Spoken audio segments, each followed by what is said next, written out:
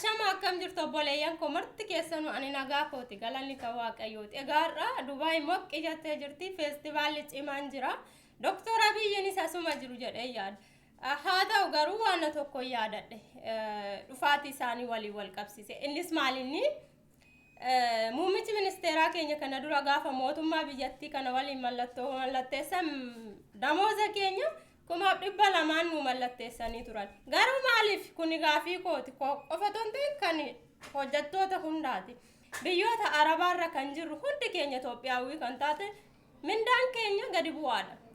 Lammiilee biyya biroo yoo laallu mindaan isaanii gaara jira. Kan keenya garuudha ka maaliin gargar baane nuti. Hojiin keenya tokkuma nuti ndawma isaanirra ni caalla. Jabinaan amalaan hojiidhaan waan hundaanuu walitti dhufeenya hin qabnu. Garuu garaagarummaa qabna. Ilaalchi isaan nuuf qabanii fi jara sanaaf qabanillee garaagarummaa guddaa qaba jechuudha. Nuti yeroo baay'ee kan gadi nu qabu sila zimmi jennuufi sila mataa keenya qabannuufi nuti mataa keenya kan gadi qabannu kaayyoo baaneef sila beennu qofaafi.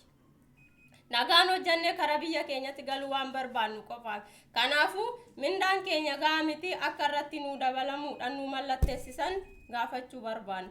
Kan biraa gaafiin koo maalinni yeroo hammaa kana aniif obboleeyyan koo kaan isaanii asitti argamnaa hojjannee ofis ta'ee maatii keenya aga ta'e tokko jijjiiruu ni dandeenya.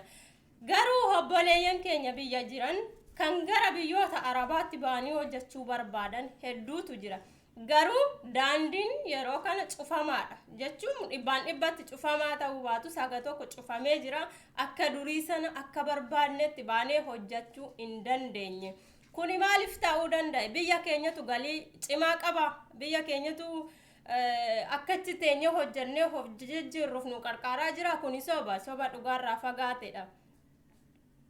Jireenyi biyya keenya keessa hamma jiru afaanii gara funyaanii ta'eera. Namni achi taa'ee mindaa ji'aan argatullee jireenyi isaa hagam akka ta'e ni beekna.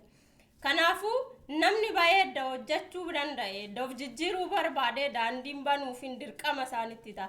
Daandiin nuuf haa banamu namni kamiyyuu ba'ee hojjetee of haa jijjiiru.